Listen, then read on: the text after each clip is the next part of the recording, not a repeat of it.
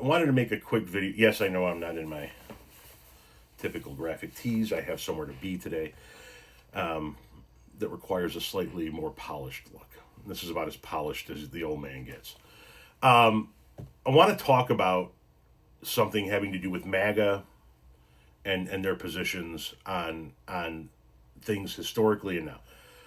So one of the recurring themes within MAGA over the past several years has been their love of 1776, right? Marjorie Taylor Greene talked about how this is our 1776 moment. The folks storming the Capitol on January 6th talked about how this is their 1776 moment. They even wear T-shirts that have, you've seen them, right? That have the crossed muskets on the sleeve in some form of 1776 somewhere, right? 1776. That's been their go-to for years. To those people in MAGA who talk about 1776 and wear the 1776 merch and discuss our 1776 moment, do you have any idea what that's all about? Do you have any idea what was going on back then? I'm not being mean when I ask it. I'm being sincere when I ask it. Because what that's all about is us as a people liberating ourselves from a king, liberating ourselves from a dictatorial ruler, a theocratic rule. It was us freeing ourselves from a king who just did whatever the fuck they wanted to do. Oh, you spoke out negatively against me? Grab them. Take them away. Never to be seen from again. Shit like that. So you long for a period of time and a moment in history where American settlers, American colonizers, which is what we are, liberated themselves from a king while simultaneously supporting the actions of a man who acts like a king, who commandeers state National Guard troops to send them into an American city. Now, I understand that the president technically has a legal authority to do so, but it wasn't just too many years ago, a few years ago, during the Biden administration, that people like Kristi Noem, DHS secretary, was tweeting out how if a president commandeered a National Guard troop or set of troops against the wishes of the governor, it would be a violation of states' rights. So just a couple of years ago, people like Kristi Noem hated that idea. And had Joe Biden done that, you guys would have lost your ever-loving fucking mind. Now, you guys cheer that on. You cheer on a guy who shits on states' rights, commandeers National Guard troops, wants to unconstitutionally send the military into the streets of U.S. cities, tells people you're not allowed to wear masks at protests anymore. What the fuck is that? You cheer on and support a man who acts like a king. That's why you see this protest coming up. It's called No King's Day.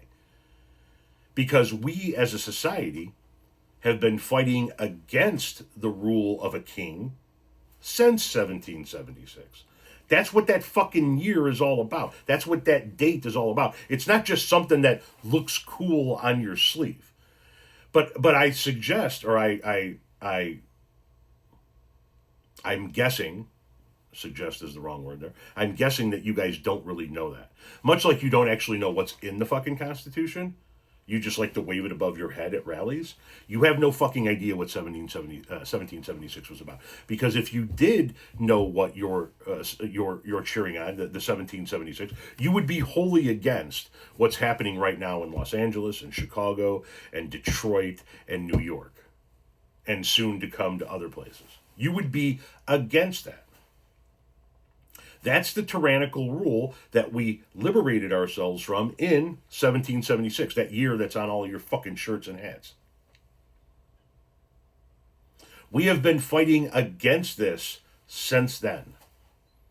And now here we are, and you're fighting for it. Now, I could sit here and ask you, why? How did that happen? We know why it happened. I'm just wondering if you guys are ever going to figure it out.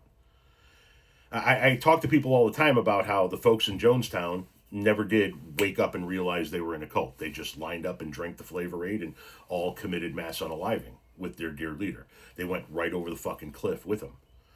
The people in Waco never did wake up and realize they were in a cult. They stayed in the building and let the tanks drive right in and light the whole fucking place on fire.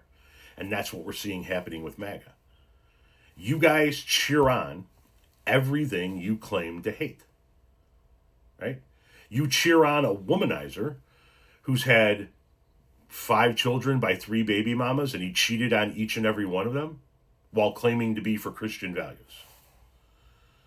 You cheer on a guy who claims to be the king of debt, bankrupts companies, leaves small business contractors holding the bag his entire fucking life while claiming to be fiscal conservatives. I'm the king of debt. Run it up.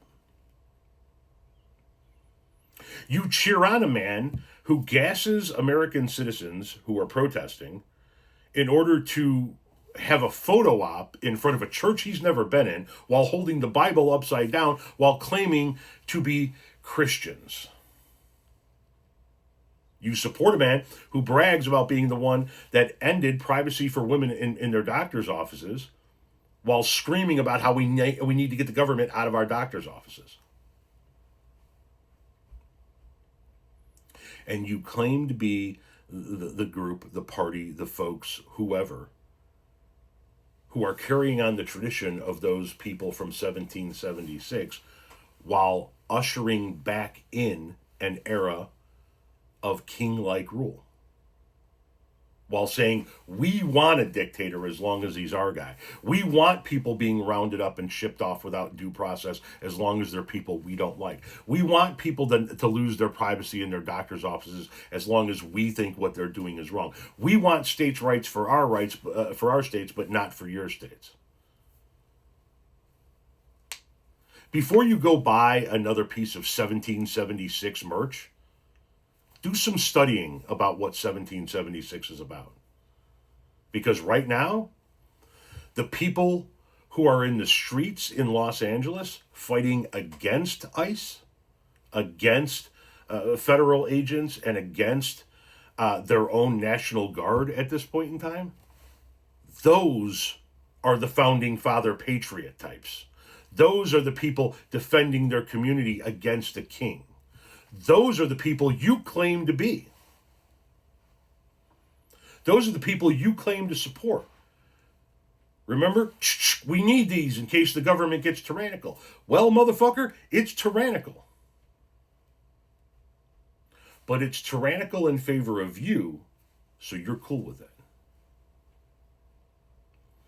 Who knows? Maybe this is how the American experiment ends. I said to Renee just the other day, I'm beginning to believe, and I know it's a long shot, but from actually happening, I'm beginning to believe that Donald Trump's true legacy is not going to be anything that we've seen yet. Not the 2 impeachments, not the shit that's going on in the streets of Los Angeles. None of it is going to be Trump's true. COVID, none of it. Because I think that the road that we're on is a road that's going to lead to this country splitting into 2 different countries, the red states and the blue states, 2 different nations. I think Trump's true legacy is going to be that he is going to be the guy that finally splits the United States into 2 different nations, a liberal nation and a conservative nation. I hope I'm dead wrong on that. I really do. I hope that this is just a really fucked up period in our nation's history, and in a few years we get to turn the page and put this shit behind us. But I don't know. I think my grandkids are going to grow up in 2 different Americas. Literally 2 different nations with 2 governments and 2 presidents and 2 Congresses and 2 militaries, the whole shooting match. I think that we're heading down that road.